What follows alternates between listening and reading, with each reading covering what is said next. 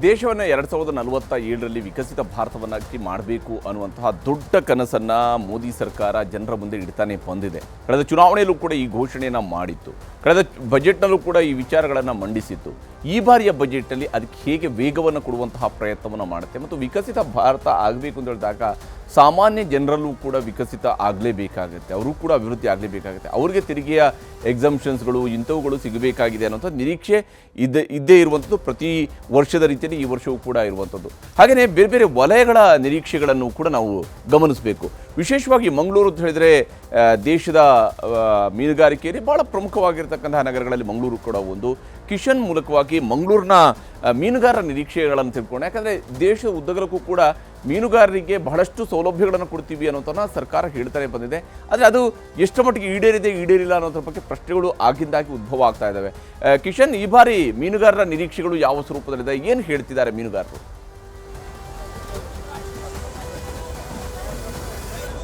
ಹರಿಪ್ರಸಾದ್, ಪ್ರತಿ ವರ್ಷದಂತೆ ಈ ಬಾರಿಯೂ ಮೀನುಗಾರರು ಸಾಕಷ್ಟು ಭರವಸೆಗಳೊಂದಿಗಿದ್ದಾರೆ. ಯಾಕಂದ್ರೆ ಕರಾವಳಿಯ ಪ್ರಮುಖ ಆರ್ಥಿಕತೆಯ ಜೀವನಾಡಿ ಅದು ಮೀನುಗಾರಿಕೆ. ಆದ್ರೆ ವರ್ಷ ಹೋದಂತೆ ಭರವಸೆಗಳು ಜಾಸ್ತಿ ಆಗ್ತಾ ಇರುತ್ತೆ, ಯಾವುದೇ ರೀತಿಯಾಗಿ ಅನುಷ್ಠಾನಗೊಳ್ತಾ ಇಲ್ಲ ಅನ್ನೋದು ಮೀನುಗಾರರ ಪ್ರತಿ ವರ್ಷದ ಬೇಡಿಕೆ. ಈ ವರ್ಷ ಏನ್ ಹೇಳ್ತಾರೆ ಮೀನುಗಾರರು? ಮೋದಿ ಬಜೆಟ್ ಮೇಲೆ ಏನು ನಿರೀಕ್ಷೆ ಇಟ್ಕೊಂಡಿದ್ದಾರೆ ಕೇಳೋಣ. ಸರ್, ಮೀನುಗಾರಿಕಾ ಬಂದರು ಪ್ರದೇಶದಲ್ಲಿ ಇದ್ದೇವೆ. ಈ ಭಾಗದಲ್ಲಿ ಪ್ರಮುಖವಾಗಿ ಏನ್ ಸಮಸ್ಯೆ ಇದೆ? ಬಜೆಟ್ ಮೇಲೆ ಏನ್ ನಿರೀಕ್ಷೆ ಇದೆ ನಿಮಗೆ? ಮೂಲಭೂತ ಸೌಕರ್ಯಗಳು, ಮೀನುಗಾರಿಕೆ ಅಂತ ಹೇಳಿದ್ರೆ ಎಲ್ರಿಗೂ ಒಂದು ನಮ್ಮ ಒಂದು ಆರೋಗ್ಯದ ದೃಷ್ಟಿಯಿಂದ ಮೀನು ಅನ್ನೋದು ಬಹಳಷ್ಟು ಉತ್ತಮವಾದ ಒಂದು ಆರೋಗ್ಯಕರವಾದ ಆಹಾರ. ಈ ಆಹಾರ ಪದ್ಧತಿಯನ್ನು ಉಳಿಸ್ಕೋಬೇಕಾದ್ರೆ ನಮ್ಮ ಮೀನುಗಾರಿಕೆಗೆ ಪೂರಕವಾಗಿರುವಂಥ ಸೌಲಭ್ಯಗಳು, ಈ ರಸ್ತೆಗಳಿರ್ಬೋದು ಅಥವಾ ಧಕ್ಕೆಗಳಿರ್ಬೋದು, ಅಥವಾ ನಮ್ಮಲ್ಲಿ ಮೀನು ಮಾರಾಟ ಮಾಡುವಂತಹ ಧಕ್ಕೆಗಳಿಗೆ ಅಳವಡಿಸಿರುವಂತಹ ಒಂದು ಏನು ಕಾಂಕ್ರೀಟೀಕರಣ ಇದೆ, ಇದಕ್ಕೆಲ್ಲ ಹೆಚ್ಚಿನ ಸಂಖ್ಯೆಯಲ್ಲಿ ನಮಗೆ ಬಜೆಟ್ ಅನುದಾನ ಒದಗಿಸಬೇಕಾಗಿ ಕೇಂದ್ರ ಬಜೆಟ್ನಲ್ಲಿ ನಾವು ಸಹಜವಾಗಿ ನಿರೀಕ್ಷಿಸ್ತೇವೆ. ಮತ್ತೊಂದೇನಂತ ಹೇಳಿದ್ರೆ, ಈಗ ಬೋಟ್ಗಳನ್ನು ಇಲ್ಲಿ ಕಟ್ಟುವಂಥ ವ್ಯವಸ್ಥೆಗಳನ್ನು ತಾವೆಲ್ಲರೂ ಗಮನಿಸಿರ್ಬೋದು. ಇವತ್ತು ಒಂದು ಬೋಟ್ ಹೊಸತು ಹೊರಟ್ರೆ ಅಂತ ಹೇಳಿದ್ರೆ 1 ತಿಂಗಳಲ್ಲಿ ಅದು ಹಳ ಬೋಟಿನಾಗಿ ಆಗ್ತದೆ. ಕಾರಣ ಏನಂತ ಹೇಳಿದ್ರೆ, ಒಂದು ಬೋಟ್ ಇನ್ನೊಂದು ಬೋಟಿಗೆ ಉಜ್ಜಿಕೊಂಡು ಒಳಗೆ ಬರುವಂತಹ ಸನ್ನಿವೇಶ ಇಲ್ಲಿ ಅಷ್ಟೊಂದು ರಶ್ ಇದೆ. ಈ ಬೇರೆ ಬೇರೆ ಬಂದರುಗಳಲ್ಲಿ ಬೇರೆ ಬೇರೆ ವ್ಯವಸ್ಥೆಗಳನ್ನು ಮಾಡಿದ್ದಾರೆ. ಅದೇ ರೀತಿ ಮಂಗಳೂರು ಬಂದರು ಅಂತ ಬಂದರೆ ಇಲ್ಲಿ ವಿಪರೀತ ನಿರ್ಲಕ್ಷ್ಯ ಕಾಣಬಹುದು. ಸ್ಮಾರ್ಟ್ ಸಿಟಿ ಅಂತೇಳಿ ದೊಡ್ಡದಾಗಿ ನಾವು ಆಲೋಚನೆಗಳನ್ನೆಲ್ಲ ಮಾಡ್ತೇವೆ, ಅದು ಸಿಟಿಗೆ ಸಂಬಂಧಪಟ್ಟ ಹಾಗೆ. ಅದೇ ಆಲೋಚನೆಗಳು ನಮ್ಮ ಧಕ್ಕೆಗೂ ಅಷ್ಟೇ ಆಲೋಚನೆಗಳು ಬೇಕಾಗಿದೆ, ಅಷ್ಟೇ ಅನುದಾನ. ಅದಕ್ಕೆ ಅನುದಾನ ಇಲ್ಲದಿದ್ದರೆ ಯಾವುದೇ ಕೆಲಸವನ್ನು ಮಾಡಲಿಕ್ಕೆ ಆಗುದಿಲ್ಲ. ಇದಕ್ಕೆ ಈಗ ಕೇಂದ್ರ ಸಚಿವಾಲಯದಿಂದ ಕೇಂದ್ರದಲ್ಲಿ ಒಂದು ಸಚಿವಾಲಯನೇ ಆಗಿದೆ ಮೀನುಗಾರಿಕೆಗೆ. ಅದೊಂದು ಉತ್ತಮ ಬೆಳವಣಿಗೆ, ನಾವು ಉತ್ತಮವಾಗಿ ನಿರೀಕ್ಷಿಸಿದೆವು. ಅದಕ್ಕೆ ಅಷ್ಟೇ ಪ್ರಮಾಣದ ಅನುದಾನ ಒದಗಿದಲ್ಲಿ ಇಂತಹ ನಮ್ಮ ಆಶೆಗಳು, ಈ ಉದಾಹರಣೆಗೆ ತಾವೆಲ್ಲರೂ ಗಮನಿಸಿರ್ಬೋದು, ಇಲ್ಲಿ ಬರುವಂಥ ಹೋಗುವಂಥ ವ್ಯವಸ್ಥೆಗಳು ತೀರಾ ಒಂದು ಯಾವುದಕ್ಕೂ ಯೋಗ್ಯತೆ ಇಲ್ಲದೆ ಇರುವಂಥ ರಸ್ತೆಗಳಿದೆ. ಇದೆಲ್ಲ ಉನ್ನತ ಮಟ್ಟಕ್ಕೆ ಬರಬೇಕಾದ್ರೆ ಅನುದಾನ ಬೇಕಾಗಿದೆ. ಸರ್, ಇವಾಗ ಪ್ರತಿ ವರ್ಷ ಬಜೆಟ್ ಬರುತ್ತೆ, ಆದರೆ ಇಲ್ಲಿ ಕೆಲಸಗಳು ಏನಾಗಲ್ಲ ಅನ್ನೋದು ಮುಖಂಡರು ಹೇಳ್ತಾರೆ. ಏನು ಕೆಲಸ ಆಗಬೇಕು? ಸ್ವಚ್ಛತೆ, ಟಾಯ್ಲೆಟ್, ಆ ಥರ ವ್ಯವಸ್ಥೆಗಳು, ಮೂಲಭೂತ ಸೌಕರ್ಯ ಇದೆಯಾ? ಹೇಗೆ ಇಲ್ಲಿ ಕಾಂಕ್ರೀಟ್ ಆಗ್ತಾ ಇಲ್ಲ. ಇಲ್ಲಿ ಮಳೆ ಬಂದರೆ ಕೆಸರಲ್ಲಿ ಕೆಲಸ ಮಾಡಬೇಕು. ಮತ್ತು ಹೆಂಗಸರಿದ್ದಾರೆ, ಅವರಿಗೆ ಟಾಯ್ಲೆಟ್ ವ್ಯವಸ್ಥೆ ಇಲ್ಲ. ಇಲ್ಲಿ ಹೋಗಿ ಎಲ್ಲ ತುಂಬ ಕಷ್ಟ ಆಗ್ತದೆ ಅವರಿಗೆ ಕೂಡ. ಮತ್ತು ಇಲ್ಲಿ ಬೋಟು ಸಹ ಬಂದರೆ ಬೋಟ್ ಖಾಲಿ ಮಾಡುವಂಥ ಒಂದು ವ್ಯವಸ್ಥೆ ಕೂಡ ಇಲ್ಲ. ಬೋಟಿನವರಿಗೆ ತುಂಬ ಕಷ್ಟ ಆಗ್ತದೆ. ಬಲೆ ನೆಟ್ ಕೆಲಸ ಇರ್ತದೆ, ಅದು ಅವ್ರು ಹಾಕುವಾಗ ಇಲ್ಲಿ ಏನು ಕೆಲಸ ನಡೀತಾ ಇಲ್ಲ. ಅದೇ ರೀತಿ ಇಲ್ಲಿ ಯಾವುದೇ ಒಂದು ಸರಿಯಾದ ವ್ಯವಸ್ಥೆ ಇಲ್ಲ, ಸರಿಯಾದ ಕೆಲಸ ನಡೀತಾ ಇಲ್ಲ. ಯಾವುದು ಬಜೆಟ್ ಉಂಟಂತ ಹೇಳ್ತಾರೆ, ಯಾವುದು ಇಲ್ಲಿವರೆಗೆ ಒಂದು ಬಜೆಟ್ ಸಹ ಇಲ್ಲಿಗೆ ಬಂದಿಲ್ಲ ಇಷ್ಟರವರೆಗೆ. ಇಲ್ಲಿ ನೋಡಿದರೆ ಜನಗಳು ತುಂಬ ಕೆಲಸದವರು, ಎಲ್ಲರಿಗೆ ಕಷ್ಟ ಆಗ್ತದೆ, ತುಂಬ ಕಷ್ಟದಲ್ಲಿದ್ದಾರೆ. ಇದಕ್ಕೆ ತುಂಬ ಒಳ್ಳೆಯ ಪರಿಹಾರ ಬೇಕು, ಆದಷ್ಟು ಬೇಗ ಇದನ್ನು ಸರಿಪಡಿಸಬೇಕು. ಹರಿಪ್ರಸಾದ್, ಸಾಕಷ್ಟು ವರ್ಷಗಳಿಂದ ಇದೇ ರೀತಿಯ ಸಮಸ್ಯೆಗಳನ್ನು ಇಲ್ಲಿನ ಜನರು ಅನುಭವಿಸಿದ್ದಾರೆ. ನಾವು ಕಾಣ್ಬೋದು ಸಾಕಷ್ಟು ಬೋಟ್ಗಳು ಕೂಡ ಇದು ಪೀಕ್ ಅವರ್ ಆಗಿರೋ ಕಾರಣಕ್ಕಾಗಿ ಮೀನುಗಾರರು ತಮ್ಮ ಕೆಲಸದಲ್ಲಿ ತೊಡಗಿಸಿಕೊಂಡಿದ್ದಾರೆ. ಇನ್ನೇನು ಕೆಲವೇ ಕ್ಷಣಗಳಲ್ಲಿ ಬಜೆಟ್ ಆರಂಭಗೊಳ್ಳುತ್ತೆ. ಆದರೆ ಈ ಬಾರಿ ವಿಕಸಿತ ಭಾರತದ ಪರಿಕಲ್ಪನೆಯನ್ನು ಕೇಂದ್ರ ಸರ್ಕಾರ ಹೊಂದಿಕೊಂಡಿದೆ. ಹಾಗಾಗಿ ನಮ್ಮ ವಿಕಸನ ಕೂಡ ಆಗಲಿ ಎಂಬ ಆಶಯ ಇಲ್ಲಿನ ಮೀನುಗಾರರು ಆಗಿರುವಂಥದ್ದು. ಹರಿಪ್ರಸಾದ್.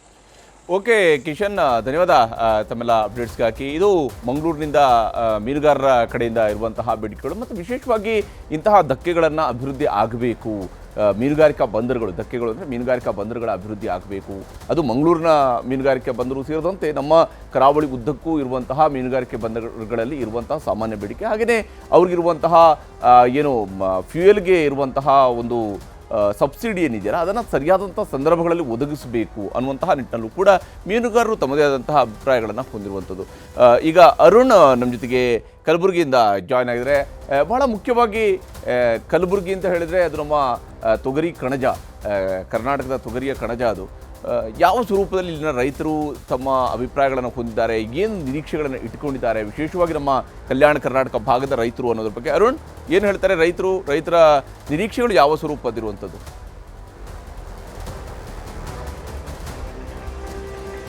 ಹೌದು ಹರಿಪ್ರಸಾದ್, ಏನಂತಂದ್ರೆ ಇದು ಏನಂದ್ರೆ ಕಲಬುರಗಿ ಅಂದ್ರೆ ಸಾಕು ತೊಗರಿ ಕಣಜ ಅಂತ ಎಲ್ಲ ಇಡೀ ಈಗ ದೇಶ ಅಲ್ಲದೆ ವಿದೇಶಗಳಲ್ಲೂ ಕೂಡ ತೊಗರಿಯನ್ನ, ನಮ್ಮ ಭಾಗದ ತೊಗರಿಯನ್ನ ಬೇಡಿಕೆ ಇದೆ. ಹಾಗಾಗಿ ಇಲ್ಲಿನ ಸಾಕಷ್ಟು ತೊಗರಿನಿಂದ ಬೇರೆ ಬೇರೆ ಭಾಗಗಳಲ್ಲೂ ಕೂಡ ಟ್ರಾನ್ಸ್ಪೋರ್ಟ್ ಅನ್ನ ಮಾಡ್ತಾರೆ. ಆದ್ರೆ ಇಲ್ಲಿ ತೊಗರಿ ಬೆಳೆಯುವಂತ ರೈತರು ಈಗ ಸಂಕಷ್ಟದಲ್ಲಿರುವಂತದ್ದು. ಯಾಕಂತಂದ್ರೆ ತಾವು ಬೆಳೆಯುವಂತ ಬೆಳೆಗೆ ಸೂಕ್ತ ಬೆಲೆ ಸಿಗದೆ ಇರುವುದರಿಂದ ರೈತರು ಈಗ ಪರದಾಡುವಂತ ಪರಿಸ್ಥಿತಿ ನಿರ್ಮಾಣವಾಗಿರುವಂತದ್ದು. ಯಾಕಂತಂದ್ರೆ ಆ ತೊಗರಿ ಏನಿದೆ, ತೊಗರಿ ರಾಶಿ ಮಾಡಿ ಎಪಿಎಂಸಿ ಬರುವಷ್ಟರಲ್ಲಿ ಮಾರುಕಟ್ಟೆಯಲ್ಲಿ ತೊಗರಿ ಬೆಲೆನ ಕುಸಿತ ಆಗುತ್ತೆ. ಹಾಗಾಗಿ ಆ ರೈತರು ಬೆಳೆದಂತ ಏನು ಖರ್ಚು ಮಾಡ್ತಾರೆ ಬೆಳೆಯೋದಕ್ಕೆ, ಆ ಬೆಳೆದಂತ ಬೆಳೆಗೆ ಖರ್ಚು ಮಾಡಿದಷ್ಟು ದುಡ್ಡು ಕೂಡ ರೈತರಿಗೆ ಬರದೇ ಇರೋದ್ರಿಂದ ಒಂದು ಏನು ಕೇಂದ್ರ ಸರ್ಕಾರ ಒಂದು MSP ನ ಜಾರಿಗೆ ಮಾಡಬೇಕು, ಸೂಕ್ತ ಬೆಂಬಲ ಬೆಲೆಯನ್ನ ಕೊಡಬೇಕು ಅನ್ನೋದು ಆಗ್ರಹ ಸಾಕಷ್ಟು ವರ್ಷಗಳಿಂದ ಈ ಒಂದು ಭಾಗದಲ್ಲಿ ಇರುವಂತದ್ದು. ಈ ಪ್ರಮುಖ ಬೆಳೆಗೆ ಸಾಕಷ್ಟು ತೊಂದರೆಯಿಂದ, ನೆಟೆ ರೋಗದಿಂದ ಸಾಕಷ್ಟು ತೊಗರಿನ ಹಾಳಾದ್ರೆ ಇನ್ನು ಉಳಿದಂತ ಏನ್ ಬೆಳೆ ಬರುತ್ತೆ ಅದಕ್ಕೂ ಕೂಡ ಸೂಕ್ತ ಬೆಲೆ ಸಿಗದೆ ಇರುವುದರಿಂದ ರೈತರ ಸಂಕಷ್ಟಗೀಡಾಗ್ತಾ ಇದ್ದಾರೆ. ಈ ಒಂದು ತೊಗರಿಗೆ ಯಾವ ರೀತಿಯ ಬೆಂಬಲ ಬೆಲೆಯನ್ನು ಬೇಕು, ಇದಕ್ಕೇನು ಪ್ರೋತ್ಸಾಹ ಮಾಡಬೇಕು, ಆ ತೊಗರಿನ ಈ ಒಂದು ನಮ್ಮ ಭಾಗದಲ್ಲಿ ಇರ್ತಕ್ಕಂತಹ ತೊಗರಿಗೆ ಒಂದು ಬ್ರ್ಯಾಂಡ್ ಅನ್ನ ಮಾಡಿ ಮಾರುಕಟ್ಟೆಗೆ ಬಿಡಬೇಕು ಅನ್ನೋದು ಆಗ್ರಹ ಕೂಡ ಈ ಭಾಗದ ರೈತರು ಇರುವಂತದ್ದು. ನಾವೀಗ ಕಲಬುರಗಿ APMC ಇದ್ದೀವಿ. ಇಲ್ಲಿನ ರೈತರಿಗೆ ಮತ್ತು APMC ವರ್ತಕರಿಗೆ ಏನೆಲ್ಲ ತೊಂದರೆಗಳಿದಾವೆ, ಈ ತೊಗರಿಗೆ ಯಾವ ರೀತಿಯ ಬೆಂಬಲ ಬೆಲೆಯನ್ನು ಕೊಡಬೇಕು ಅನ್ನೋದು ಮಾತಾಡಕ್ಕೆ ಅವರು ನಮ್ಮ ಜೊತೆಗಿದ್ದಾರೆ. ಸರ್, ಈಗ ತೊಗರಿಗೆ ಸಾಕಷ್ಟು ಬೇಡಿಕೆನ ದೇಶ ವಿದೇಶಗಳಲ್ಲೂ ಕೂಡ ಇದೆ. ಆದ್ರೆ ನಮ್ಮ ಭಾಗದ ರೈತರಿಗೆ ಇದನ್ನ ಸೂಕ್ತ ಬೆಂಬಲ ಬೆಲೆ ಸಿಗದಿರೋದು ಪರದಾಡ್ತಾ ಇದ್ದಾರೆ. ಈಗ ಒಂದು ಮಾರುಕಟ್ಟೆಯಲ್ಲಿ ಎಷ್ಟು ಬೆಲೆ ಇದೆ ಸರ್? ಸರ್, ಈಗ ಸುಮಾರು 6,500 ರೂಪಾಯಿಂದ 7,500 ರೂಪಾಯಿವರೆಗೂ ಮಾರುಕಟ್ಟೆಯಲ್ಲಿ ತೊಗರಿ ಬೆಲೆ ಇದೆ. ಸುಮಾರು 2 ತಿಂಗಳ ಹಿಂದಗಡೆ 10,000 ರೂಪಾಯಿ ಇತ್ತು. ಕೇಂದ್ರ ಸರ್ಕಾರದ ಆಮದು ನೀತಿ ಮತ್ತು ಈ ವರ್ಷ ಸುಮಾರು ಒಂದು 36 ಲಕ್ಷ ಟನ್ ತೊಗರಿ ಏನಿದೆ ಅಲ್ಲ ಇಡೀ ದೇಶದಲ್ಲಿ ಉತ್ಪಾದನೆ ಆಗಿದೆ. ಅದರಲ್ಲೂ ಪ್ರಮುಖವಾಗಿ ಗುಲ್ಬರ್ಗಾ ಜಿಲ್ಲೆಯಲ್ಲಿ 5 ಲಕ್ಷ ಟನ್, ಅಂದ್ರೆ ಇಡೀ ದೇಶದ 13% ತೊಗರಿ ಉತ್ಪಾದನೆಯನ್ನು ಗುಲ್ಬರ್ಗಾ ಜಿಲ್ಲೆಯಲ್ಲಿ ಆಗಿದೆ. ಈ ದಿಢೀರ್ ಕುಸಿತದಿಂದ ರೈತರು ಕಂಗಾಲಾಗಿದ್ದಾರೆ. ಸರ್ಕಾರ ಏನು 7,500 ರೂಪಾಯಿ ತೊಗರಿಗೆ ಬೆಂಬಲ ಬೆಲೆ ಘೋಷಣೆ ಮಾಡಿದೆ, ಅದು ಅವೈಜ್ಞಾನಿಕವಾಗಿದೆ. ಯಾಕಂದ್ರೆ ಹೆಸರಿಗೆ 8,000 ರೂಪಾಯಿ ಮೇಲೆ ಇದೆ. ಅದು 2 ತಿಂಗಳಲ್ಲಿ ಬರುವಂತ ಬೆಳೆ ಹೆಸರು, ಅದಕ್ಕೆ 8,000 ರೂಪಾಯಿ ಬೆಂಬಲ ಬೆಲೆ ನಿಗದಿ ಮಾಡಿದ್ದು.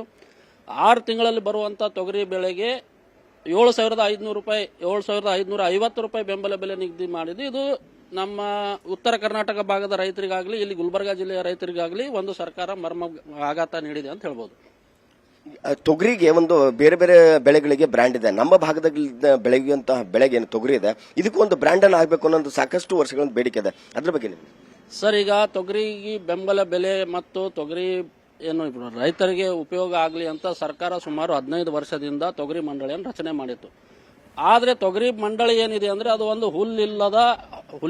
ಹಲ್ಲಿಲ್ಲದ ಹುಲಿ ಆಗಿದೆ. ಸರ್ಕಾರ ಅದಕ್ಕೆ ಯಾವುದೇ ರೀತಿ ಅನುದಾನ ಕೊಡ್ತಾ ಇಲ್ಲ.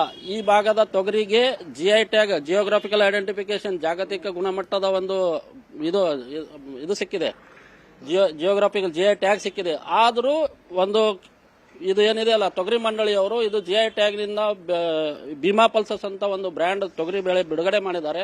ಆದರೆ ಅವ್ರ ಹತ್ರ ಮ್ಯಾನುಫ್ಯಾಕ್ಚರಿಂಗ್ ಯೂನಿಟ್ ಇಲ್ಲ, ಯಾವುದೇ ರೀತಿಯ ಸೌಲಭ್ಯಗಳಿಲ್ಲ. ಅವರು ಯಾರ ಹತ್ರನೂ ಖರೀದಿ ಮಾಡಿಕೊಂಡು ಭೀಮಾ ಪಲ್ಸಸ್ ಅಂತ ಬ್ರ್ಯಾಂಡ್ ಅನ್ನ ಮಾರುಕಟ್ಟೆಯಲ್ಲಿ ಬಿಡುಗಡೆ ಮಾಡ್ತಾ ಇದ್ದಾರೆ. ನಮ್ಮ ಬೇಡಿಕೆ ಏನಿದೆ, ಸುಮಾರು 10 ವರ್ಷದಿಂದ ನಾವು ಸರ್ಕಾರಕ್ಕೆ ಏನು ಬೇಡಿಕೆ ಮಾಡ್ತಾ ಇದ್ದೇವೆ, ಈಗ ನಂದಿನಿ ಹೆಂಗಿದೆ ಅದನ್ನು ಒಂದು ಮಂಡಳಿ.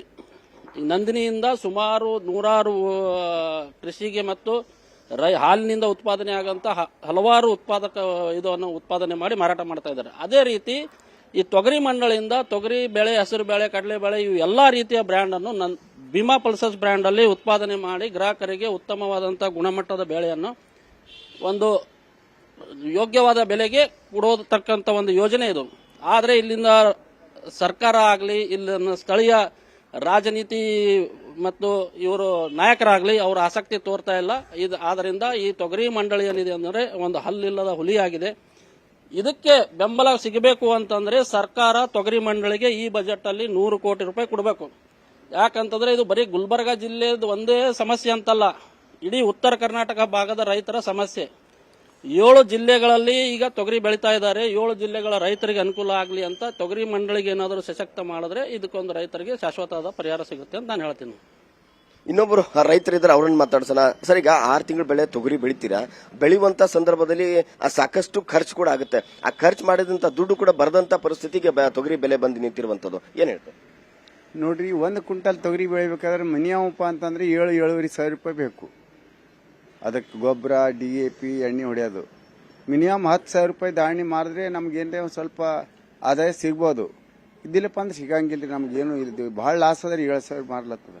ಈಗ ಕೇಂದ್ರ ಸರ್ಕಾರ 7,550 ರೂಪಾಯಿ ಏನೋ MSP ನ ಜಾರಿ ಮಾಡಿದ್ದಾರೆ. ಅದಕ್ಕೆ ರಾಜ್ಯ ಸರ್ಕಾರ ಏನಾದರೂ ಇದು ಕೊಟ್ಟಿದೆಯಾ?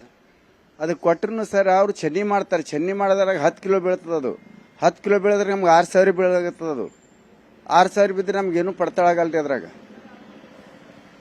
ತೊಗರಿ ಈಗ ನಮ್ಮ ಭಾಗದಲ್ಲಿ ಬೆಳೆದಂಕಂತ ತೊಗರಿ ಎಲ್ಲೂ ಸಿಗಲ್ಲ. ಈಗ ಬೇಡಿಕೆ ಜಾಸ್ತಿ ಅದ, ಅದ್ರ ಬೆಲೆನೇ ಕಡಿಮೆ ಆಗ್ತದೆ. ಅದು ನೆಟ್ಯಾರ ರೋಗ ಅದು ಬಂದ ಕೇಸಿಂದ ಈ ವರ್ಷ ತೊಗರಿ ಭಾಳ ಬರೀಕಾಗ್ಯಾವ್ರಿ. 1 ಕ್ವಿಂಟಲ್ ಚೆನ್ನಿ ಹಸಿರ ಅದ್ರಾಗ 25 ಕಿಲೋ ತೆಳಗ್ ಬೀಳಕತ್ತಾವ. ಅದ್ರಾಗ 25 ಕಿಲೋ ತೊಗರಿ ಬಿದ್ದಪ್ಪ ಅಂದ್ರೆ ಅವರು 8 ಸಾವಿರ ರೂಪಾಯಿಗೆ ತೊಗೊಂಡ್ರಪ್ಪ ಅಂದ್ರೂ ನಮ್ಗೆ 6 ಸಾವಿರ ಏನು ಬೀಳ್ತದ. ಅದರಿಂದ ನಮ್ಗೆ ಭಾಳ ನುಕ್ಸಾನ್ ಅದ ರೀ ಅದು. ಇದು ಏನಂತಂದ್ರೆ ನಮ್ಮ ಏನು ಕಲಬುರಗಿ ಏನು ನಮ್ಮ ಕಲ್ಯಾಣ ಕರ್ನಾಟಕ ಭಾಗದ ರೈತರ ಮಾತು. ತೊಗರಿ ಏನೋ ಬೆಳಿತಾ ಇದೀವಿ, ಆ ಬೆಳೆಗೆ ಏನು ನಾವು ಖರ್ಚನ್ನ ಮಾಡಿರ್ತೀವಿ, ಆದ್ರೆ ಬೆಳೆದಂತ ಬೆಳೆಗೆ ಏನು ಬೆಲೆ ಸಿಗದೆ ಇರುವುದರಿಂದ ಸಾಕಷ್ಟು ತೊಂದರೆಯನ್ನ ಆಗ್ತಾ ಇದೆ. ಹಾಗಾಗಿ ನಮಗೆ 10 ಸಾವಿರ ಮೇಲ್ಪಟ್ಟು ಅಂದ್ರೆ 10 ಸಾವಿರ ಮೇಲ್ಪಟ್ಟು ತೊಗರಿಗೆ ಒಂದು MSP ನ ಜಾರಿ ಮಾಡಬೇಕು. ಅಲ್ಲದೆ ತೊಗರಿ ಮಂಡಳಿನ ನಿರ್ಮಾಣ ಮಾಡಿದ್ರೆ ನಮ್ಮ ಭಾಗದ ತೊಗರಿಗೆ ಒಂದು ಬೆಲೆನ ಸಿಗುತ್ತೆ, ರೈತರಿಗೂ ಕೂಡ ಅನುಕೂಲ ಆಗುತ್ತೆ ಅನ್ನೋ ಮಾತು ಕೂಡ ಇಲ್ಲಿನ ರೈತರು ಹೇಳ್ತಾ ಇರುವಂತದ್ದು. ಓಕೆ ಅರುಣ್, ಥ್ಯಾಂಕ್ ಯು ತಮ್ಮೆಲ್ಲ ಅಪ್ಡೇಟ್ಸ್ಗಾಗಿ. ಹಾಗೆಯೇ ಗಡಿ ಭಾಗದ ವಿದ್ಯಾರ್ಥಿಗಳು ಅವರ ನಿರೀಕ್ಷೆಗಳು ಯಾವ ಸ್ವರೂಪದಲ್ಲಿ ಇದ್ದಾವೆ ಅನ್ನೋದ್ರ ಬಗ್ಗೆ ಮತ್ತಷ್ಟು ಡೀಟೇಲ್ಸನ್ನು ನಮ್ಮ ಪ್ರತಿನಿಧಿ ಚಂದ್ರಕಾಂತ್ ಸುಗಂಧಿ ಬೆಳಗಾವಿಯಿಂದ ನೇರ ಸಂಪರ್ಕದಲ್ಲಿ ಜಾಯ್ನ್ ಆಗಿದ್ದಾರೆ. ಚಂದ್ರಕಾಂತ್, ಏನು ಹೇಳ್ತಿದ್ದಾರೆ ಅಲ್ಲೀಗ ವಿದ್ಯಾರ್ಥಿಗಳು, ಅವರ ಅಭಿಪ್ರಾಯಗಳು ಏನಿದ್ದಾವೆ, ಯಾವ ಸ್ವರೂಪದಲ್ಲಿ ಕಾಲೇಜು ವಿದ್ಯಾರ್ಥಿಗಳು ಬಜೆಟ್ ಬಗ್ಗೆ ನಿರೀಕ್ಷೆಗಳನ್ನು ಹೊಂದಿದ್ದಾರೆ?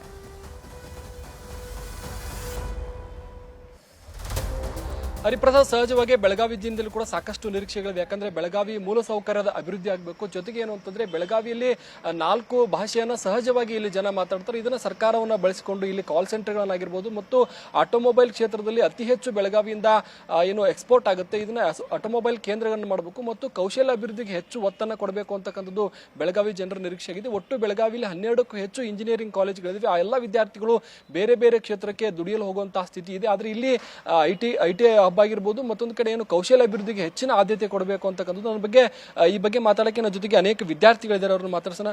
ಈ ಬಜೆಟ್ ಬಗ್ಗೆ ಏನು ನಿರೀಕ್ಷೆ ಇದೆ ನಿಮ್ಗೆ? ಸರ್, ಮೊದಲನೇದಾಗಿ ಹೇಳಬೇಕಂದ್ರೆ ನಮಗೆ ಲಾಸ್ಟ್ ಟೈಮು ನಾವು ನೋಡಿದಾಗ ಎಜುಕೇಷನ್ ಲೋನು ಈಗ ಪ್ರತಿಯೊಬ್ಬ ವಿದ್ಯಾರ್ಥಿಗೆ ಒಂದು ಮುನ್ನುಡಿ ಅಂತ ಹೇಳ್ಬೋದು. ಅಂದರೆ ಯಾವುದೇ ಒಂದು ಫೈನಾನ್ಷಿಯಲಿ ಅವರು ಹಿಂದುಳಿದಿರಬೇಕಾದ್ರೆ ಗೌರ್ಮೆಂಟ್ದಿಂದ ನಮ್ಗೆ ಏನೋ ಒಂದು ಸೌಲಭ್ಯ ಸಿಗುತ್ತೆ. ಸೊ ಆ ಒಂದು ನಿಟ್ಟಿನಲ್ಲಿ ಅವ್ರು ಏನು ಮಾಡ್ತಾರೆ, ಎಜುಕೇಷನ್ ಲೋನ್ ಮೊರೆ ಹೋದಾಗ ಅಲ್ಲಿ ಲಾಸ್ಟ್ ಟೈಮ್ ಬಜೆಟ್ ಮಂಡನೆ ಆದಾಗ ನಮಗೆ ಮೊದಲು 8.7% ಇಂಟ್ರೆಸ್ಟ್ ಇತ್ತು. ಬಟ್ ಅದಾದಮೇಲೆ ಬಜೆಟ್ ಮಂಡನೆ ಆದಮೇಲೆ 11.25%ಗೆ ಅದು ಏರಿಕೆ ಆಗಿದೆ. ಇದರಿಂದ ಏನಾಗುತ್ತೆ, ಎಷ್ಟೋ ವಿದ್ಯಾರ್ಥಿಗಳು ತಗೋಬೇಕು, ನಾವು ಒಂದು ಮುಂದೆ ಹೋಗಿ ಮಾಡಬೇಕು ಅನ್ನೋರು ಈ ಒಂದು ಇದ್ರೊಳಗೆ ಹಿಂದುಳಿತಾರೆ ಅನ್ನೋದು ಒಂದು. ಸೊ ಇದರಲ್ಲಿ ಅವರು ಒಂದು ಜಾಸ್ತಿ ಒತ್ತು ಕೊಟ್ಟು ಇದರಲ್ಲಿ ಕಡಿಮೆ ಒಂದು ಇಂಟ್ರೆಸ್ಟ್ ಇದನ್ನ ಮಾಡಿದ್ರೆ ಬೇರೆ ವಿದ್ಯಾರ್ಥಿಗಳು ಮುಂದೆ ಬಂದು ಅವರ ಜೀವನವನ್ನು ರೂಪಿಸ್ಕೊಳ್ಳೋದಕ್ಕೆ ಹೆಲ್ಪ್ ಆಗುತ್ತೆ ಅಂತ ಇದನ್ನ ಮಾಡ್ತೀನಿ ಸರ್. ವಿದ್ಯಾರ್ಥಿಗಳ ಕೌಶಲ್ಯ ಅಭಿವೃದ್ಧಿಗೆ ಏನಾಗಬೇಕು? Scholarship skill development sir. Skill development centres ತುಂಬ ಕಮ್ಮಿ ಇದೆ ಬೆಳಗಾವಿ. ಯಾರಾದರೂ ವಿದ್ಯಾರ್ಥಿ ಸ್ಕಿಲ್ ಡೆವಲಪ್ಮೆಂಟ್ ಇಂಪ್ರೂವ್ ಮಾಡಬೇಕಾದ್ರೆ ಅವರು ಬೆಂಗಳೂರು ಅಥವಾ ಹುಬ್ಳಿ ಧಾರವಾಡ ಹೋಗಬೇಕಾಗುತ್ತೆ. ಇಲ್ಲಿ more than 5 to 6 engineering college ಇದ್ದು ಕೂಡ ಇಲ್ಲಿ ಸ್ಕಿಲ್ ಡೆವಲಪ್ಮೆಂಟ್ ಆದಂಥ ಸೆಂಟರ್ಗಳು ತುಂಬ ಕಮ್ಮಿ ಇದೆ. ಅದು ಇಲ್ಲಿ ಸ್ವಲ್ಪ ಇಂಪ್ರೂವ್ಮೆಂಟ್ ಆಗಬೇಕಂತ ನನ್ನ ಅನಿಸಿಕೆ. ಹೆಚ್ಚಾಗ ನೀವೇನು ಹೇಳ್ತೀರಿ ಸರ್? ಇಲ್ಲಿ ಬೆಂಗಳೂರು ಅಂತ ಫೆಸಿಲಿಟಿದಲ್ಲಿ ಮಲ್ಟಿಪಲ್ ಕಂಪ್ನಿಗಳು ಅದಾವ್ರಿ. ಇಲ್ಲಂತೂ ಕಂಪ್ನಿಗಳು ಇಲ್ರಿ. ಇದು ಸಿಟಿ ಸ್ಮಾರ್ಟ್, ಬೆಳಗಾವಿ ಒಂದು ಸ್ಮಾರ್ಟ್ ಸಿಟಿ ಆಗಿದ್ದಂದ್ರೆ ಇಲ್ಲಿ ಒಂದು ಅಭಿವೃದ್ಧಿ ಪಡಿಸ್ಬೇಕಂತ ನಮ್ಮ ಕಾಲೇಜ್ ವಿದ್ಯಾರ್ಥಿಗಳಿಗೆ ಅನುಕೂಲ ಆಗತ್ತೆ ರೀ. ಇಲ್ಲಿ ಅವ್ರು ಅಲ್ಲಿ ಹೋಗಿ ದುಡಿಯತ್ತಾರಂದ್ರೆ ನಮಗೆ ಇಲ್ಲಿ ಸ್ಪೆಷಾಲಿಟಿ ಇಲ್ರಿ. ಇಲ್ಲಿ ಸ್ವಲ್ಪ ಅಂತ ಸ್ಪೆಷಾಲಿಟಿ ಕೊಟ್ಟರೆ ಇಲ್ಲಿ ಯೂಸ್ ಆಕೈತ್ರಿ ಇಲ್ಲಿ ಹುಡುಗರಿಗೆ. ಮತ್ತು ಬಸ್ ಟ್ರಾವೆಲ್ ಅಲೌನ್ಸಸ್ಸು ಇಲ್ರಿ. ಇಲ್ಲಿ ಬೆಂಗಳೂರಿಗೆ ಒಂದೇ ಟ್ರೈನ್ ಐತ್ರಿ, ಒಂದೇ ಮಾತ್ರ. ಇವಾಗ ಅದು ಬ್ಯಾನ್ ಆಗಿದೆ ರೀ. ಅಂಥ ಬೆಂಗಳೂರಿಗೆ ಹೋಗುವಂಥ ಒಂದು ಟ್ರೈನ್ ಸೌಕರ್ಯಗಳನ್ನು ಮಾಡಿಕೊಟ್ರು. ನೀವು ಇಲ್ಲಿ ಜಾಬ್ ಮಾಡಿದ್ಮೇಲೆ ಬೇರೆ ಊರುಗಳಿಗೆ ಉದ್ಯೋಗಕ್ಕೆ ಹೋಗ್ಬೇಕು ಅಂತ ಬೇರೆ ಊರುಗಳಿಗೆ ಉದ್ಯೋಗ ಹೋಗ್ಬೇಕಂದ್ರೆ ಮನೇಲಿ ಪ್ರಾಬ್ಲಮ್ ಇರುತ್ತೆ. ಆದ್ರಿಂದ ನಮ್ಗೆ ಇಲ್ಲೇ ನಮ್ಮ ಸಿಟಿಯಲ್ಲೇ ನಮಗೆ ಜಾಬ್ಗೆ ಅಪ್ಲೈ ಮಾಡ್ಬೋದಾದ್ರೆ ನಮ್ಗೆ ಹೆಚ್ಚಿಗೆ ಕಂಪ್ನಿಗಳು ಸಿಗ್ತಾ ಇಲ್ಲ. ಆದ್ರಿಂದ ನಾವು ಬೆಂಗಳೂರಿಗೆ ಹೋಗ್ಬೇಕಾದಂಥ ಪರಿಸ್ಥಿತಿ ಬರ್ತಾ ಇದೆ. ಅದೇ ಇಲ್ಲೇ ನಾವು ಯಾವ ಕಂಪ್ನಿಗಳು ಸಿಕ್ತು ಅಂದರೆ ನಮ್ಮ ಸ್ಕಿಲ್ಲು ಡೆವಲಪ್ ಆಗುತ್ತೆ, ನಾವು ಕಂಪ್ನಿಗಳಲ್ಲಿ ಜಾಬ್ಸ್ ಕೂಡ ಮಾಡ್ಬೋದು. ಮತ್ತು ಪೇರೆಂಟ್ಸ್ಗೂ ಯಾವುದೇ ತರಹದ ಇದನ್ನಿರೋದಿಲ್ಲ, ತೊಂದರೆ ಇರೋದಿಲ್ಲ, ಒತ್ತಾಯ ಇರೋದಿಲ್ಲ. ನಾವು ನನ್ನ ಮಕ್ಕಳನ್ನ ಹೊರಗೆ ಕಳಿಸ್ಬೇಕಂತ ಹೇಳಿ. ಈಗ MSME ಹೊಸ ಉದ್ಯೋಗಕರಿಗೆ ಈಗ MSME ಅಂತ ಪೋರ್ಟಲ್ MSME ಅಂತ ಬಂದಿದೆ. ಆದರೆ ಯಾರಾದರೂ ಈಗ ಒಂದು ಹೊಸ ಬಿಸ್ನೆಸ್ ಸ್ಟಾರ್ಟ್ ಮಾಡಬೇಕಂದ್ರೆ ಅವರಿಗೆ ಒಂದು ಮೇನ್ ಕಾಟ ಅಂದರೆ ಕೋಲ್ಯಾಟ್ರಲ್. ಅವರಿಗೆ ಕೋಲ್ಯಾಟ್ರಲ್ ಇದ್ದರೆ ಮಾತ್ರ ಲೋನ್ ಅದು ಕೊಡುತ್ತಾರೆ. ಆ ಕೋಲ್ಯಾಟ್ರಲ್ ಅಂತ ಒಂದು ಪರ್ಸೆಂಟೇಜ್ ಏನಿದೆ ಅಲ್ವಾ, ಅದನ್ನು ಕಡಿಮೆ ಮಾಡಿ ಹೊಸ ಉದ್ಯೋಗಕರಿಗೆ ಒಂದು ಸೃಷ್ಟಿ ಮಾಡಿ ಕೊಡಬೇಕಂತ ಕೇಳ್ಕೊತೀವಿ. ಸರ್, ಬಜೆಟ್ ಮನೆ ಬಗ್ಗೆ ಅಂದರೆ ನಮ್ಮ ಬೆಳಗಾವಿ ಜಿಲ್ಲೆಯಿಂದ ಕೇಂದ್ರಕ್ಕೆ ನಾನು ಏನು ಮನವಿ ಕೊಡ್ತೀನಿ ಅಂದರೆ, ಈ ವರ್ಷ ಬಜೆಟ್ನಲ್ಲಿ ನೀವು ಏನು ಇಂದುವರೆಗೂ ಮಾಡಿದ್ರು, ಇನ್ನು ಮುಂದೆ ಏನು ಮಾಡಬೇಕಂದ್ರೆ, ಈ ವಿದ್ಯಾರ್ಥಿಗಳಂತ ಬಂದಾಗ ನಾವು ಎಜುಕೇಷನ್ ಲೋನ್ ತೆಗೆದುಕೊಳ್ತೇವೆ. ಎಜುಕೇಷನ್ ಲೋನ್ ತೆಗೆದುಕೊಂಡು ನಮ್ಮ ಈಗಾಗಲೇ ನಮಗೆ ಹೇಳಿದ ಹಾಗೆ 8% ಇದ್ದದನ್ನು 11%ವರೆಗೆ ಇವರು ಎಜುಕೇಷನ್ ಲೋನ್ ತೆಗೆದುಕೊಂಡು ಹೋಗಿದ್ದಾರೆ. ಅದೇ ರೀತಿ ವಿದ್ಯಾರ್ಥಿಗಳ ಮೇಲೆ ದೌರ್ಜನ್ಯವನ್ನು ಮಾಡುತ್ತಿದ್ದಾರಲ್ಲ, ಏನು ಪರ್ಸೆಂಟ್ಗಳನ್ನ ಹೆಚ್ಚು ಮಾಡ್ತಾ ಇದ್ದಾರಲ್ಲ, ಅದೇ ರೀತಿ ಈ ನಮ್ಮ ಭಾರತ ದೇಶದಲ್ಲಿ ಏನು ಕಪ್ಪು ರೂಪದ ಹಣದಲ್ಲಿ ಏನು ಅವರು ಮಜಿಮಾಚಿದಾರಲ್ಲ ದೊಡ್ಡ ಉದ್ಯೋಗಿಗಳು, ಅವರನ್ನೆಲ್ಲ ಬಯಲಿಗೆ ತುಂಬನಿ. ಏಕೆ ನಮ್ಮ ವಿದ್ಯಾರ್ಥಿಗಳ ಮೇಲೆ ದೌರ್ಜನ್ಯ ಮಾಡ್ತಾ ಇದ್ದಾರೆ? ಏಕೆ ಎಜುಕೇಷನ್ ಮೇಲೆ ಇಂಟ್ರೆಸ್ಟ್ ಅನ್ನು ಹೆಚ್ಚಿಗೆ ಮಾಡಿದ್ರೆ ಗೌರ್ಮೆಂಟ್ ನಡೆಯುತ್ತಾ? SBI ರೂಲ್ಸ್ನ ಪ್ರಕಾರ ಈಗ ಇಂತಷ್ಟು ಕಾರ್ಪೊರೇಟ್ ಕಂಪನಿಗಳು 6ರಿಂದ 7% GDP ಪ್ರಾಫಿಟ್ ಅನ್ನು ಗ್ರೋತ್ ಮಾಡ್ತಾ ಇದೆ. ಆದ್ರೆ ಎಲ್ಲಿ ಉದ್ಯೋಗ ಸಿಗ್ತಾ ಇಲ್ಲ. 17ರಿಂದ 16% ಏನು ಎಂಪ್ಲಾಯಿಗಳು ಕುಸಿತ ಆಗ್ತಾ ಇದೆ. ಎಲ್ಲಿ ಎಂಪ್ಲಾಯಿಗಳಿಗೆ ಜಾಗನೇ ಸಿಗ್ತಾ ಇಲ್ಲ, ದುಡಿಯೋಕೆ ಸ್ಯಾಲ್ರಿ ಕೂಡ ಹೆಚ್ಚಿಗೆ ಮಾಡ್ತಾ ಇಲ್ಲ. ನಾನು ನಿಫ್ಟಿ 500 ಕಂಪನಿಗಳನ್ನ ನೋಡಿದಾಗ 2.1 ಇದ್ದದ್ದ GDP ಗ್ರೋತ್ ಪ್ರಾಫಿಟ್ ಅನ್ನು ಹೆಚ್ಚಿಗೆ ಮಾಡೋದು ಈಗ ಮಾಡ್ತಾ ಇರೋದು, ಈಗ ನೋಡ್ತಾ ಇದ್ರೆ 4.8 ಏರಿಕೆ ಆಗಿದೆ ಸರ್. ಆದ್ರೆ ಎಲ್ಲಾ ಕಂಪನಿಗಳು ತಮ್ಮ ಲಾಭವನ್ನು ಹೆಚ್ಚಿಗೆ ಮಾಡ್ತಾ ಇದೆ ಹೊರತಾಗಿ ಅಲ್ಲಿ ಕಾರ್ಯನಿರ್ವಹಿಸುವಂತಹ ವ್ಯಕ್ತಿಗಳ, ಅಲ್ಲಿ ದುಡಿದಂತ ಎಂಪ್ಲಾಯಿಗಳ ಸಂಬಳವನ್ನು ಹೆಚ್ಚಿಗೆ ಮಾಡ್ತಾ ಇಲ್ಲ. ನಾನು ನೇರವಾಗಿ ಹೇಳ್ತಾ ಇರೋದಂದ್ರೆ, ಕಂಪನಿಗಳಿಗೆ ಎಂಪ್ಲಾಯಿಗಳ ಈ ಸ್ಯಾಲರಿನ ಹೆಚ್ಚು ಮಾಡಬೇಕು. ನಮ್ಮಂತ MBA ಸ್ಟೂಡೆಂಟ್ಗಳು ಕಲಿತು ಲಕ್ಷಾಂತರ ರೂಪಾಯಿಗಳನ್ನು ಕಟ್ಟು ನಾವು ಕಾಲೇಜನ್ನು ಕಲಿತು ಮುಂದೊಂದು ದಿನ ನಾವು ಒಂದು ಕಂಪ್ನಿಯಲ್ಲಿ ದುಡಿತಾ ಹೋದ್ರೆ ನಮ್ಮ ಸ್ಕಿಲ್ ಮೇಲೆ ನಾವು 8 ಲಕ್ಷ 10 ಲಕ್ಷ ರೂಪಾಯಿಯನ್ನು ನಾವು ತೆಗೆದುಕೊಂಡು ಸ್ಯಾಲರಿಯನ್ನು ತೆಗೆದುಕೊಂಡು ಅದರಲ್ಲಿ ನಾವು ತೆಗೆದುಕೊಂಡಂತ ಲೋನ್ ಮೇಲೆ ನಾವು ಇಂಟ್ರೆಸ್ಟ್ ಕಟ್ಟಬೇಕು, EMI ಲೋನ್ ಕಟ್ಟಬೇಕು. ಅದರಲ್ಲಿ ನಮ್ಮಂತ ಲಕ್ಷಾಂತರ ನಮ್ಮ ಸಾವಿರಾರು ಪ್ರಾಬ್ಲಮ್ ಇರ್ತದೆ, ಅದನ್ನೆಲ್ಲ ಕಟ್ಟಬೇಕು. ಅದರ ಮೇಲೆ ನಾವು ಟ್ಯಾಕ್ಸ್ ಅನ್ನು ಸಹಿತ ಕಟ್ಟಬೇಕು. 8 ಲಕ್ಷ ರೂಪಾಯಿ ಕಡಿಮೆ ಮಾಡಬೇಕು ಸರ್. 8 ಲಕ್ಷ ಪ್ಯಾಕೇಜ್ ಇದೆ ಅಂದ ಮಾತ್ರಕ್ಕೆ ಅದರ ಮೇಲೆ ನಾವು ಟ್ಯಾಕ್ಸ್ ರೇಟ್ ಅನ್ನು ಕಡಿಮೆ ಮಾಡಬೇಕಂತ ಮನವಿ ಮಾಡ್ತೀವಿ. ಬೆಳಗಾವಿ ಅಭಿವೃದ್ಧಿಗೆ ಬೆಳಗಾವಿ ದೃಷ್ಟಿಕೋನದಲ್ಲಿ ಹೇಳಬೇಕಾದ್ರೆ ಬೆಳಗಾವಿಯಲ್ಲಿ ಕಾರ್ಗೋ ಸ್ಟಾರ್ಟ್ ಮಾಡಬೇಕು. ಯಾಕಂದರೆ ಇಲ್ಲಿ ಉದ್ಯೋಗಿಗಳಿಗೆ ಬೇರೆ ದೇಶಗಳಿಗೆ ಎಕ್ಸ್ಪೋರ್ಟ್ ಮಾಡಬೇಕಂದ್ರೆ ಬೆಳಗಾವಿಯಲ್ಲಿ ಕಾರ್ಗೋ ವ್ಯವಸ್ಥೆ ಇಲ್ಲ, ವಿಮಾನ ವ್ಯವಸ್ಥೆ. ಕರ್ನಾಟಕ ರಾಜ್ಯದಲ್ಲಿ ಮೊಟ್ಟ ಮೊದಲ ಬಾರಿಗೆ ವಿಮಾನ ಆಗಿದ್ದು ಅಂದರೆ ಬೆಳಗಾವಿಯಲ್ಲಿ. ಆದರೆ ಇಂಟರ್ನ್ಯಾಷನಲ್ ಏರ್ಪೋರ್ಟ್ ಆಗಬೇಕಂತ ಒಂದು ನಿರೀಕ್ಷೆ ಇದೆ, ಅದು ಆಗ್ತಾ ಇಲ್ಲ. ಇದಿಷ್ಟು ಏನಂದ್ರೆ ಬೆಳಗಾವಿಯ ಭರತೇಶ್ ಕಾಲೇಜಿನ ವಿದ್ಯಾರ್ಥಿಗಳು ಹೇಳ್ತಕ್ಕಂಥದ್ದು. Over to studio. Okay Chandrakant, ಇದು ಬೆಳಗಾವಿಯಿಂದ ವಿದ್ಯಾರ್ಥಿಗಳು ಇಟ್ಕೊಂಡಿರುವಂತಹ ನಿರೀಕ್ಷೆಗಳ ಬಗ್ಗೆ ನಾವು ತಿಳ್ಕೊಂಡ್ವಿ. ಹಾಗೆಯೇ ಬೆಂಗಳೂರಲ್ಲಿ ಯಾಕಂದರೆ ಬಜೆಟ್ ಅನ್ನುವಂಥದ್ದು ಗೃಹಿಣಿಯರು ಅವರದೇ ಆದಂತಹ ಬಜೆಟನ್ನು ಮಾಡ್ತಾ ಇರ್ತಾರೆ. ಅವರದ್ದು ಪ್ರತಿ ತಿಂಗಳ ಬಜೆಟ್ ಇದ್ದೇ ಇರುತ್ತೆ, ಮನೆಗೆ ಇರುವಂತಹ ಬಜೆಟ್ ಆಗಿರುತ್ತೆ. ಹೀಗಾಗಿ ಗೃಹಿಣಿಯರು ಸಹಜವಾಗಿಯೇ ದೇಶದ ಬಜೆಟ್ನ ಬಗ್ಗೆ ಅವರ ಐಡಿಯಾ ಏನಿದೆ, ಅವರ ಪ್ರಕಾರವಾಗಿ ಏನು ನಿರೀಕ್ಷೆಗಳಿದ್ದಾವೆ ಅನ್ನೋದನ್ನು ತಿಳ್ಕೊಳ್ಳುವಂತಹ ಪ್ರಯತ್ನವನ್ನು ಮಾಡೋಣ. ನಮ್ಮ ಪ್ರತಿನಿಧಿ ಶರಣು ಹಂಪಿ ಈಗ ನಮ್ಮ ಜೊತೆಗೆ ನೇರ ಸಂಪರ್ಕದಲ್ಲಿ ಜಾಯ್ನ್ ಆಗಿದ್ದಾರೆ. ಶರಣು, ಗೃಹಿಣಿಯರ ನಿರೀಕ್ಷೆ ಯಾವ ಸ್ವರೂಪದಲ್ಲಿದೆ?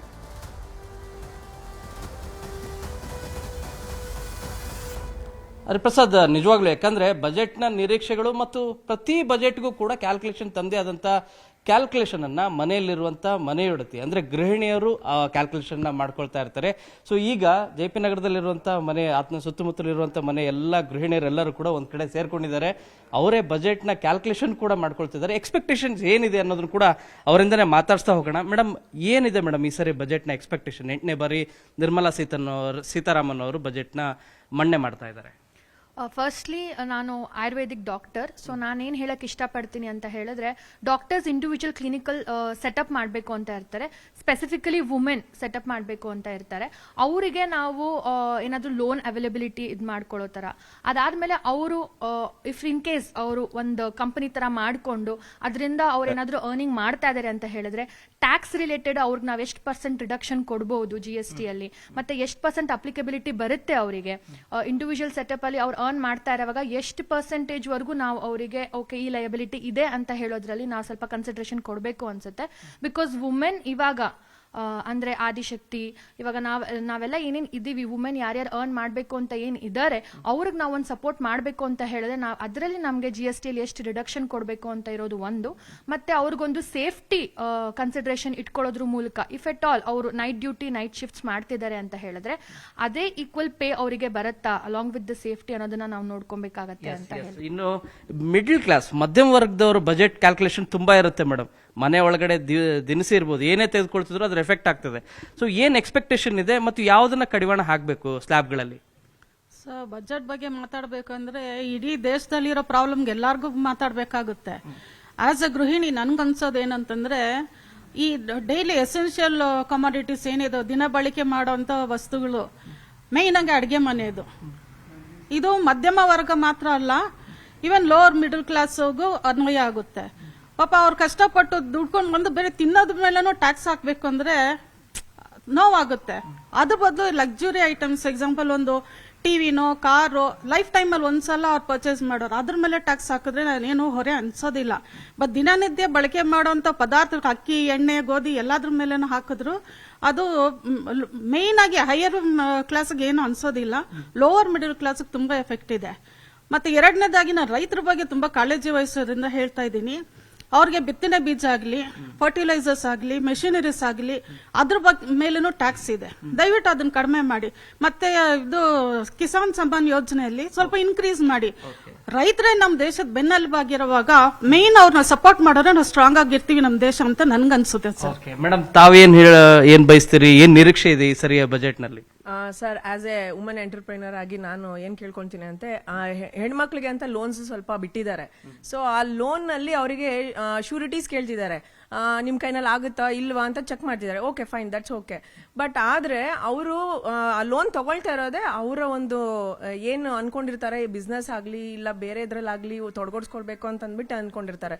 ಸೊ ಅವ್ರಿಗೆ ಏನು ಆಧಾರ ಇಲ್ದಿರ ಆ ಲೋನ್ಸ್ಗೆ ಬರ್ತಿದ್ದಾರೆ ಅಂತಂದ್ಮೇಲೆ, ಸೊ ಆ ಲೋನ್ ಆ ಒಂದು ಹೆಣ್ಮಗಳು ತಗೊಳ್ತಾಳೋ ಅವಳಿಗೆ ಕನ್ವೀನಿಯಂಟ್ ಆಗಿ ಕಂಫರ್ಟಬಲ್ ಆಗಿ ಸಿಗೋ ಹಾಗೆ ಮಾಡ್ಕೊಡ್ಲಿ ಅಂತ ಹೇಳ್ತೀನಿ.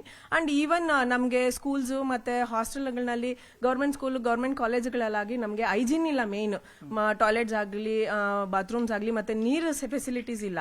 ಫಾರ್ ಎಕ್ಸಾಂಪಲ್ ಒಂದು ಹೆಣ್ಮಗು ಬೆಳಗ್ಗೆ ಹೋಗಿ ಸಂಜೆ ಬರೋವರೆಗೂ ತಾಯಿಗೆ ಸ್ವಲ್ಪ ಹೊಡ್ಕೊಳ್ತಾ ಇರುತ್ತೆ. ಅಂದ್ರೆ ಇವಾಗ 6 ವರ್ಷ 7 ವರ್ಷಕ್ಕೆಲ್ಲ ಮಕ್ಕಳು ದೊಡ್ಡವರಾಗ್ತಿದ್ದಾರೆ. ಸೊ ಅವ್ರು ಏನಾದ್ರು ಇವಾಗ ಅಲ್ಲಿ ದೊಡ್ಡವರಾದಾಗ ಮನೆಗೆ ಬರೋಷ್ಟೊತ್ತಿಗೆ ಅಮ್ಮಗೆ ಭಯ ಇರುತ್ತೆ, ಆ ಸ್ಯಾನಿಟರಿ ಪ್ಯಾಡ್ಸ್ ಸಿಗ್ತಿದ್ಯಾ, ಈ ಫೆಸಿಲಿಟಿ ನನಗೆ ಮೇನ್ ಕೊಡಬೇಕು ಅಂತ ಅನಿಸ್ತಿದೆ. ಆ ಒಂದು ಪ್ಯಾಡ್ಸ್ ಇಂದ ಆ ಮಕ್ಕಳಿಗೆ ಯಾವುದೇ ತರದ್ದು ಕೆಮಿಕಲ್ ಬಾಂಡೆಡ್ ಆಗದಿರ ಅವ್ರಿಗೆ ಹೆಲ್ತ್ ಮೇಲೇನು ಹೆಲ್ತ್ ವೈಸ್ನು ಥಿಂಕ್ ಮಾಡಿ ಒಂದು ಒಳ್ಳೆ ಕ್ವಾಲಿಟಿ ಗುಣಮಟ್ಟ ಇರಬೇಕು. ಮತ್ತೆ ಜೊತೆಗೆ ಅದರಿಂದ ಉಳಿತಾಯನೂ ಗೌರ್ಮೆಂಟ್ಗೆ ಆಗುತ್ತೆ. ಆ ತರದೊಂದು ಕಂಪ್ನೀಸ್ ಪ್ಯಾಡ್ಸ್ನ ಅಲರ್ಟ್ ಮಾಡ್ಬೋದಾ, ಮತ್ತೆ ಆರೋಗ್ಯನೂ ಸಿಗೋ ಹಾಗೆ ಮಾಡ್ಲಿ ಅಂತ ನಾನು ಕೇಳ್ಕೊಳ್ತೀನಿ. ಓಕೆ, ತಾವ್ ಏನ್ ಹೇಳ್ತೀರಿ ಮೇಡಮ್ ಕ್ವಿಕ್ ಆಗಿ? ಸರ್, ಇವಾಗ ನಾವೆಲ್ಲ KN ಫೌಂಡೇಶನ್ ವತಿಯಿಂದ ಮಾತಾಡ್ತಾ ಇರೋದು. ನಮ್ಮ ಈ ರೀತಿಯಾಗಿ ಸಾಕಷ್ಟು ಸಂಖ್ಯೆಯಲ್ಲಿ ಎಲ್ಲರೂ ಕೂಡ ನೀವು ಗೃಹಿಣಿಯರು ನೋಡ್ತಾ ಇದ್ರೆ ತಮ್ಮ ಅಭಿಪ್ರಾಯಗಳೆಲ್ಲವನ್ನು ಕೂಡ ಹೇಳ್ಕೊಳ್ತಾ ಇದ್ದಾರೆ. ಎಕ್ಸ್ಪೆಕ್ಟೇಷನ್ಸ್ ಇರೋದು ಮೊದಲನೇದಾಗಿ ಅವರು ತೆರಿಗೆಗಳನ್ನ ಕಡಿಮೆ ಮಾಡಿ, ಬಡವರಿಗೆ ಮಧ್ಯಮ ವರ್ಗದವ್ರಿಗೆ ಏನಿದೆ ಅವರು ತುಂಬಾ ಇಂಪಾರ್ಟೆಂಟ್ ಆಗ್ತಾರೆ. ನೀವು ಏನು ಒನ್ಸ್ ನೀವು ಖರೀದಿ ಮಾಡುವಂತ ನೀವು ಫ್ರಿಜ್ ರೆಫ್ರಿಜರೇಟರ್ ಬೇಕಾದ್ರೆ ತೆರಿಗೆನ ಹಾಕಿ, ಆದ್ರೆ ನಿಮಗೆ ಪ್ರತಿಯೊಂದು ವಸ್ತು ಖರೀದಿ ಮಾಡ್ತಿದೀವಿ ನಾವು ಏನು ದಿನಸಿಗಳು ಇವುಗಳ ಮೇಲೂ ಕೂಡ ನೀವು ಟ್ಯಾಕ್ಸ್ಗಳನ್ನ ಹಾಕಿದ್ರೆ ಬಹಳ ಕಷ್ಟ ಆಗುತ್ತೆ. ಅದರ ಏರಿಕೆ ಮಾಡೋದು ಸರಿಯಲ್ಲ, ಅವುಗಳಿಗೆ ಇನ್ನೂ ಆಕ್ಚುಲಿ ಇನ್ಫ್ಯಾಕ್ಟ್ ಇಳಿಕೆ ಮಾಡಬೇಕು ಅನ್ನುವಂಥ ಅಭಿಪ್ರಾಯವನ್ನು ವ್ಯಕ್ತಪಡಿಸಿದ್ದಾರೆ ಹರಿಪ್ರಸಾದ್. ಓಕೆ, ಧನ್ಯವಾದ ಶರಣು ತಮ್ಮೆಲ್ಲ ಅಪ್ಡೇಟ್ಸ್ಗಾಗಿ. ಹೀಗೆ ಎಲ್ಲರೂ ಕೂಡ ಧನ್ಯವಾದ ತಮ್ಮ ಅಭಿಪ್ರಾಯಗಳನ್ನು ಶೇರ್ ಮಾಡ್ಕೊಳ್ಳೋದಕ್ಕಾಗಿ, ಹಾಗೆ ಅಲ್ಲಿನ ಜನರ ಮಾತನಾಡೋದಕ್ಕಾಗಿ.